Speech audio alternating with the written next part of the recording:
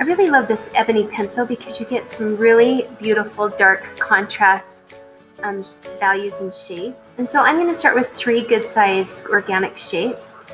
And then what I do with this technique is it's just like these little tiny circles that I'm doing a scribble technique with. And you'll notice that I'm not just doing one even row. I start close against the edge and I use a really tight circle.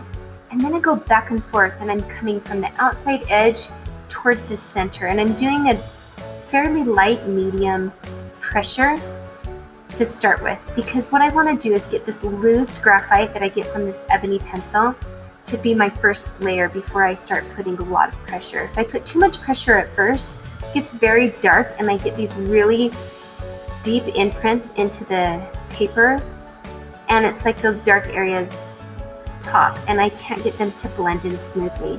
And so as I come towards the center, I'm really layering back and forth with this looped circle technique, and I'm doing really light pressure as I get towards the center.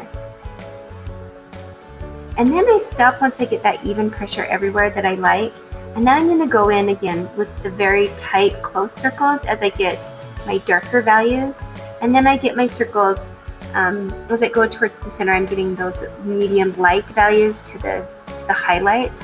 I'm getting looser, bigger circles, and so that I don't have to fight the value as much, if that makes sense. I'm continually sharpening the tip so that I can get a nice tight edge against those, and against that outer line. And I really want to make sure I don't get a fuzzy edge. It's nice to get the fuzzy edge towards the center so that it blends out evenly, but against the edge I don't want any of the white specks showing through. And sometimes I will take a line and edge and just shape back and forth, but I don't want a heavy line against it. I don't want an outline. And so I'm making sure I'm going back and forth layering. And as I do the second layer, I really start putting some pressure on, and I'm not really reefing on the page, but I am adding quite a bit of pressure to get that nice dramatic dark.